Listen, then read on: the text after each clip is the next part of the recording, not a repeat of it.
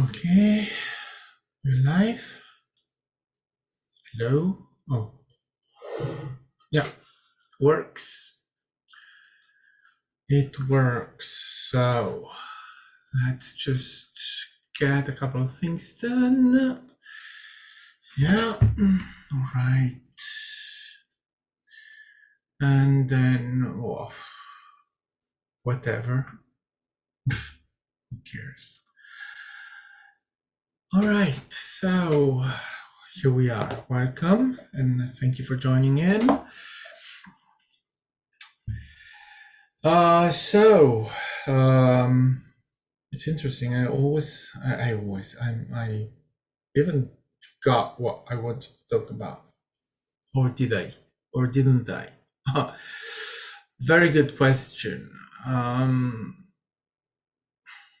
Well, there are many topics, many things that I want to say, and but essentially essentially, who cares, right? It's not important at all. The important thing is the moment, to be in the moment and to be good with your moment, with yourself. Yes. Okay. Seems to be right. So anyway, yeah.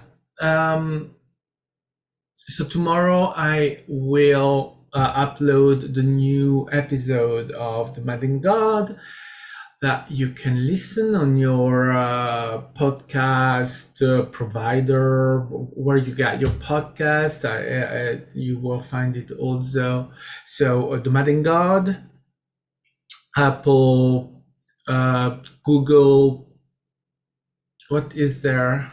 Well, all those places with podcast where you can go and listen to Mad in God with as host myself. Obviously, I'm there. Yes, and Roxanne. Hi, Roxy.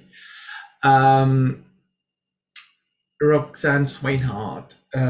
We're hosting it, and tomorrow, this.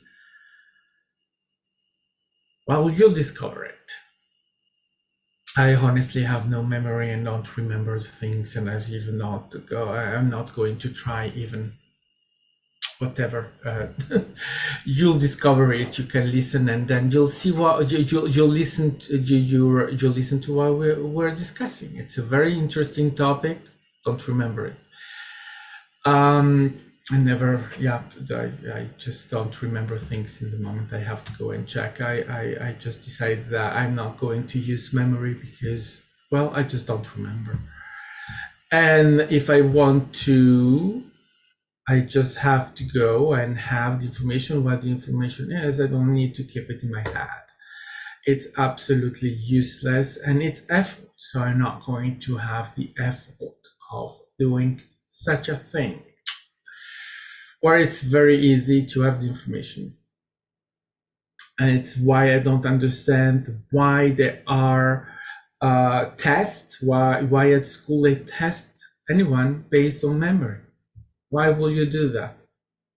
It was maybe that was something that was relevant 50 years ago when there was no internet, no computers, no available information easy done, easy there. Nowadays the information is quick. You go on internet and you have the information instantly, or you have ways to have it very quickly. So asking people to memorize anything, that's dumb, that's stupid, that's idiot, that's just bullshit. It's not necessary. The information is there. We get it that easily. Why will you learn anything with your memory? Why would you put that? Why would you get that effort? No, thank you. So yeah, which gives me, well, the system, the educational system is not up to date with what we have available right now, which is amazing, which gives us access to such ways, and so that by using it you can focus on other things. So you can uh, program, you can do your teaching, your school in a completely different way. But anyway, that's just my perspective. And so here we are. But hey, anyway, everyone does things their way, and if people think that memory is so important, well, they'll use the memory. They'll use that, and they keep efforting themselves into doing things, and keep efforting it. And for many, that's the way to be. It's the way they need to exist, is through effort. If you're not making an effort, you're not really doing it. So it's very fine. And so that their life will be a life of efforts. For what results, that's their business. Not that I care, but that's what they get. And the thing is that you can have the same results without effort. Is what is what is what I'm learning now. It's it's funny, because when you go through your life with effort, with a certain idea of reality, and then you realize that that is not your reality anymore, that effort, or that, especially when you get to I need it, right? How many say I needed this? They hear something, even spiritual or whatever. Oh, I needed to hear this. No, you didn't. You don't. You simply are telling yourself that you needed it. You don't need anything. But if you want to need it, then you are needy, and you will be in a needy state. It's anyway. The need of having certain experiences is no more. It's not. I don't need that. I don't need anything.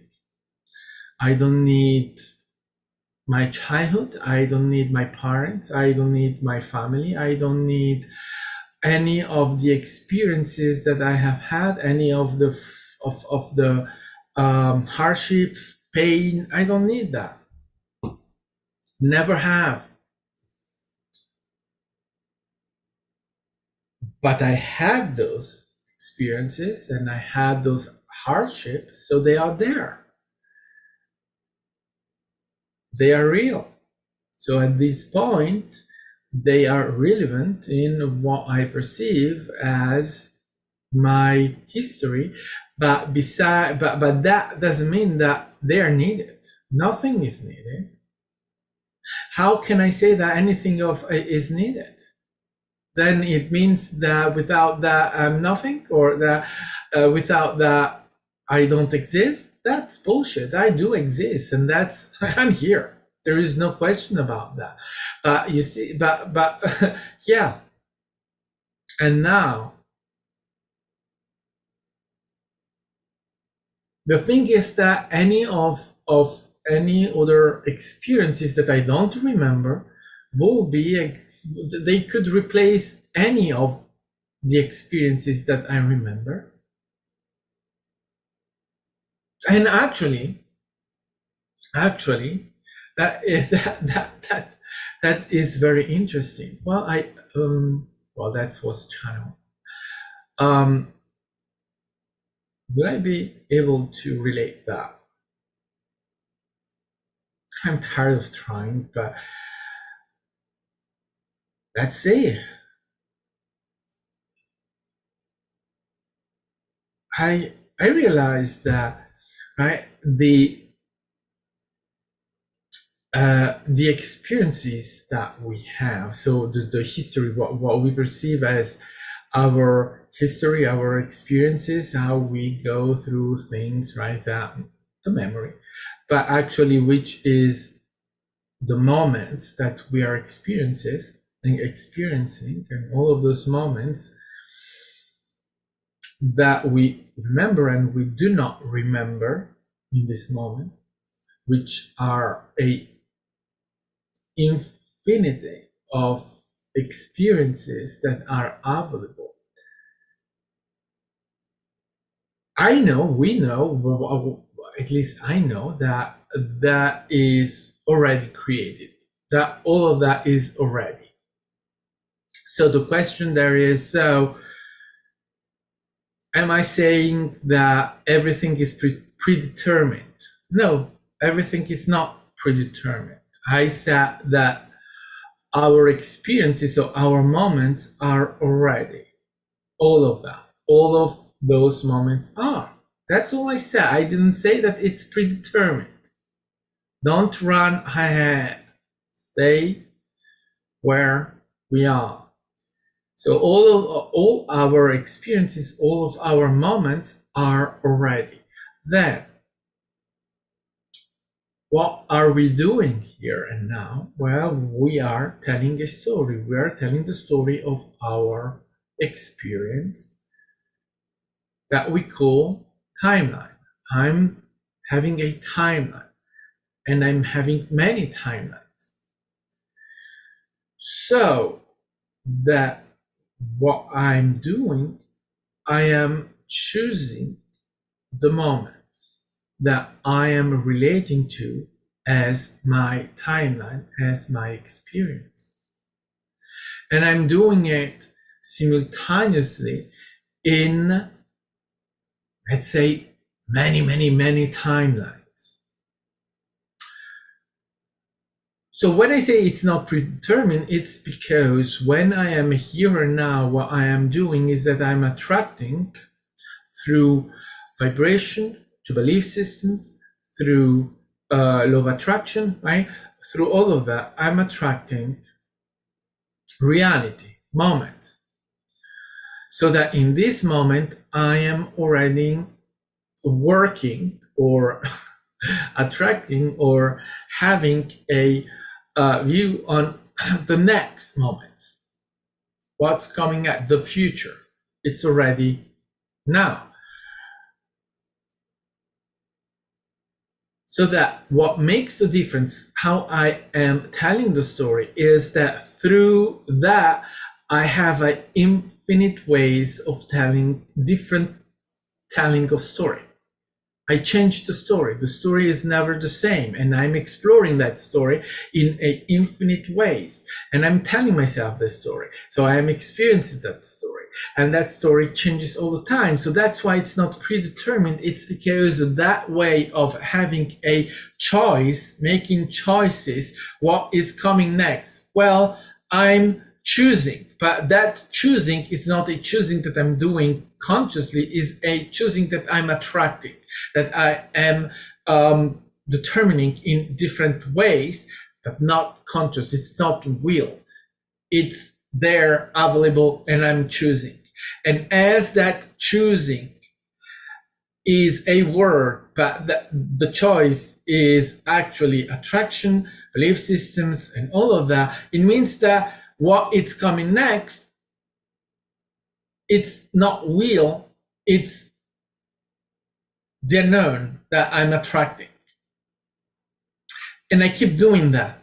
And I'm doing that on all timelines, in all versions, but we call it versions, different version of ourselves. It's still me, but experiencing and telling the story a different story. Now I can relate to all of these versions of explanation, Max in this time, in that timeline, or simply relating to the creator telling the story in different way.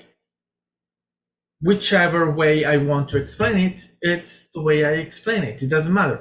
It's still human trying to explain reality. However, that is how I'm perceiving that. That is why it's not predetermined. Yes, the creation is already done. It's already available. It's already there in the non-physical. However, what is the physical? The physical has to be done through the story we're telling. So you can see it through the storytelling of the creator, or you can see it as the creation, as the physical, the physicality. Whichever way you want to relate to it, it's your way to relate to it. It's not the same because you're placing yourself in a different perspective. But each perspective is correct, is whatever we decide to have. So good. I wanted to put this here. And I think that's a good job. Yeah? Good. I was listening. So you see, it's then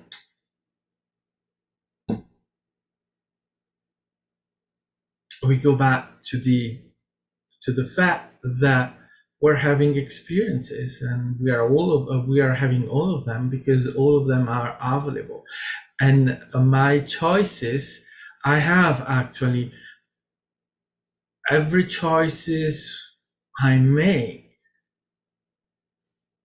I have a lot of them that are created, right? That are available, that exist, that I could make.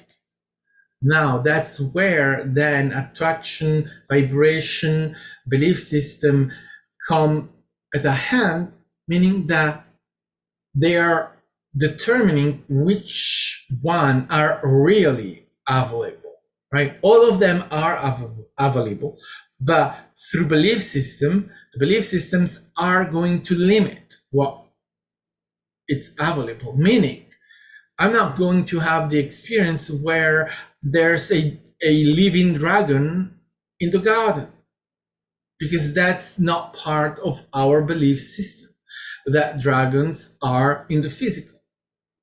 Right now, we don't believe that. I know they exist. I feel dragons. I can see dragons, but not in the physical.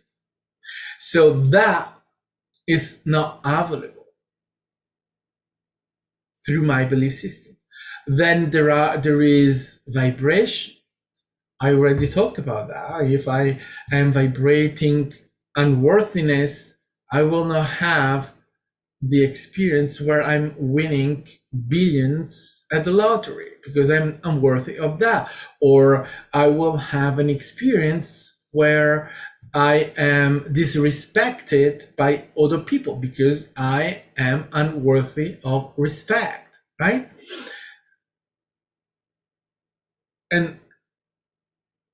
And so that's how limitation works. We have, let's say, infinite choices available to us, but then we limit them so that maybe, well, a couple are left, some are left, and from those then we'll pick, right, the one that we relate the most, or that is, well, that we discover that it's there, tough. But it's not because it's predetermined. So um, so that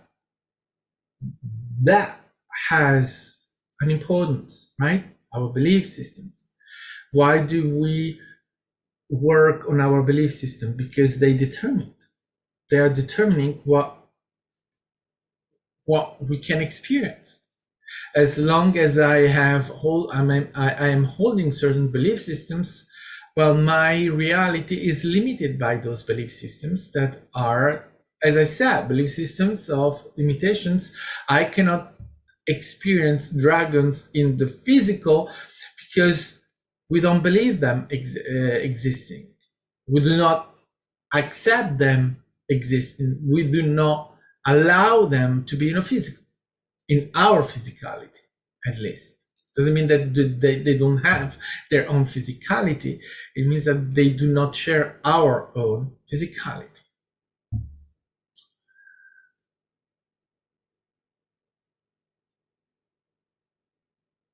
Yeah. And so that's just one example, but there are many other examples, right, of belief system that we have, because everything is a belief system. The only thing that we may not see as a belief system, but in the end they are belief systems, but not for us. In our reality, they are not belief systems. It's the five laws, but everything else is a belief system. So science is a belief system, and all of the physics is a belief system, meaning that if we change the belief, then physics works differently, completely differently, completely differently. We have set up standards. They work because this science is part of our collective decisions of how we're going to experience certain things. So they work, yes, but they work because we decided to make them work. It's not because they work as a law or as a truth or as a standard. They are not nothing of that.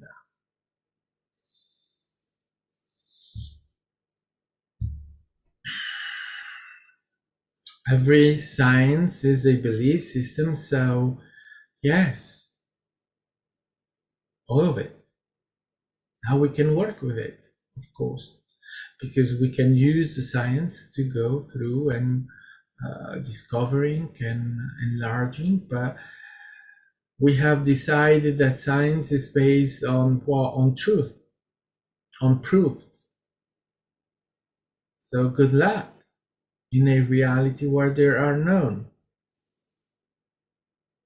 So why can they prove stuff? They are not really proving anything except that they have a belief, and so through that belief and through the attachment to our global consciousness, they are able to come to a conclusion, to come to a proof. But if you have people that do not believe the same, then they are able to disprove, and that's the weakest link. But you see that is a way, unfortunately, that is used, and I say unfortunately, but actually, well, that's the way we choose, so it's not really unfortunately, but it's a very effective way that has been used, is that of proofs. And they set that up very early on, especially in our era, with the idea, right? Saint Thomas, I don't believe until I see Jesus walking through the door, right? Something like that. So I need the proof. I need to see it. I need to touch it to believe that that is true, right?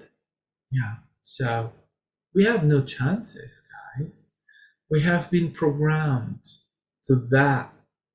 So many are programmed that way, and if they don't have proofs, they do not believe, which then fuck completely up, because it's not a reality with any proof. And if you base your life to that,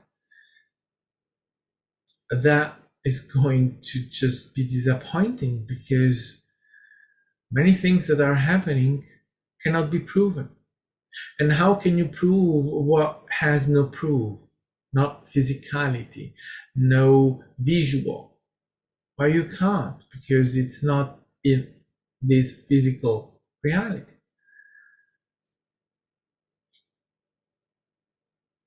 So that's an experience, right?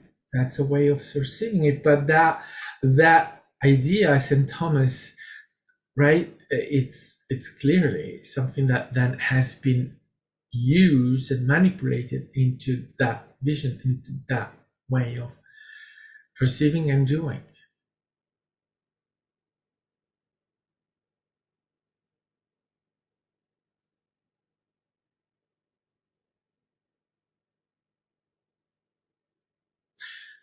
So then it's that's where you see the choice.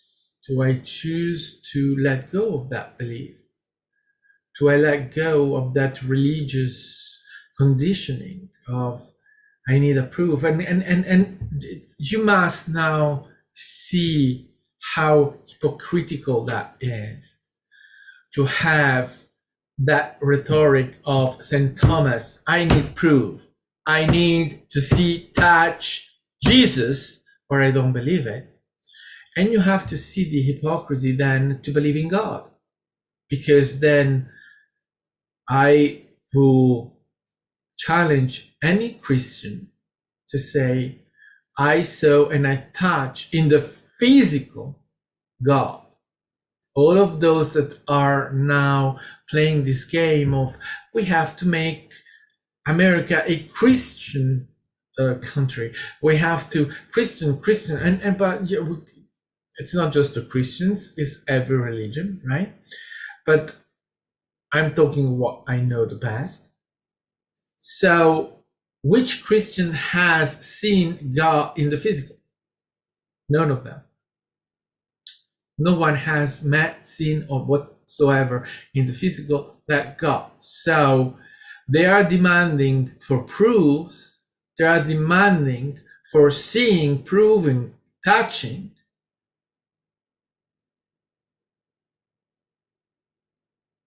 But they believe in that God that no one has ever seen, touched, or anything.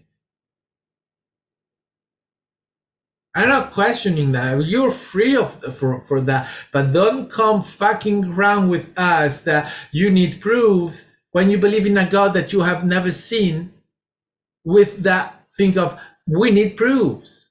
If you need proofs, then how can you believe in that God? Just a question. Interesting.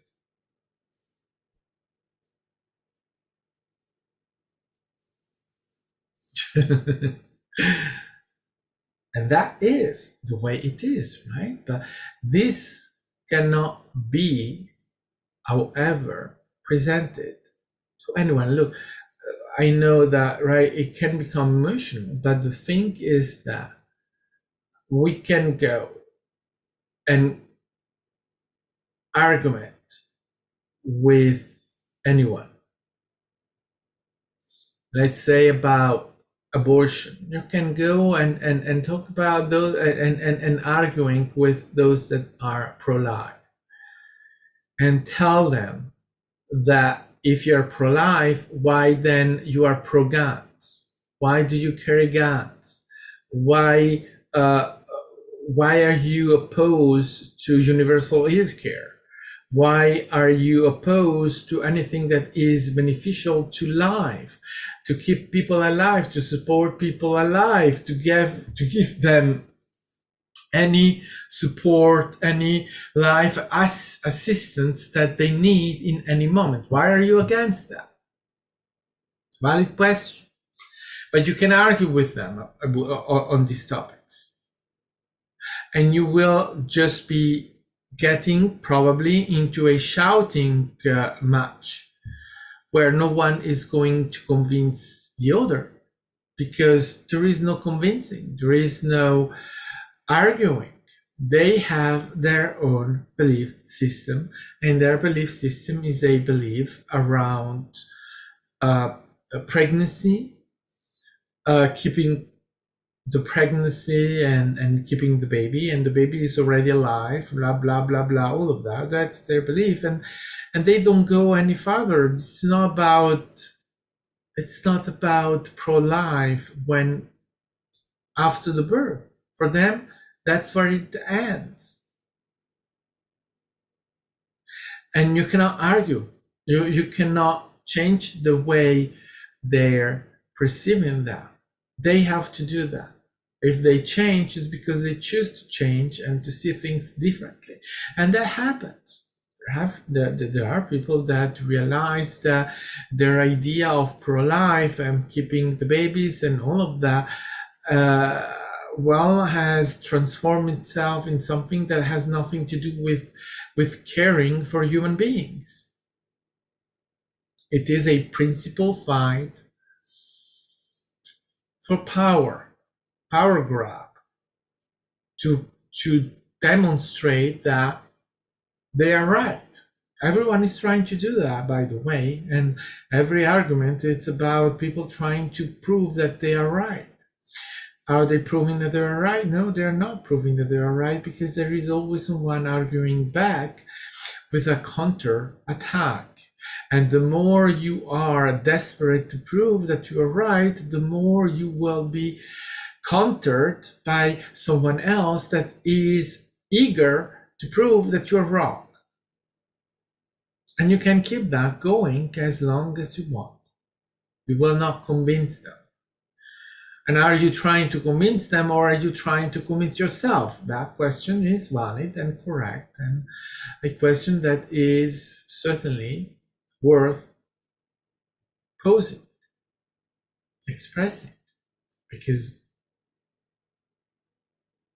it's not about them, it's about you. Why do you need to be proven right in your argument?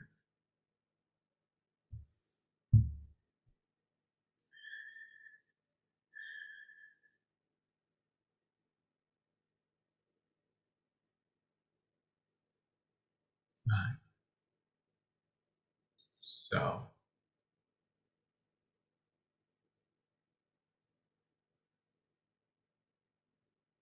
yeah, this is it.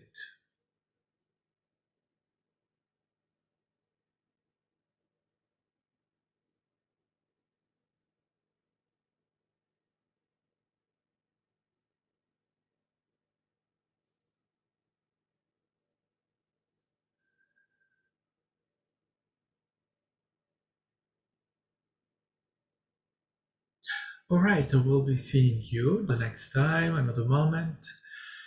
Thank you for joining in, to watching, and have a wonderful daytime. I love you. Bye.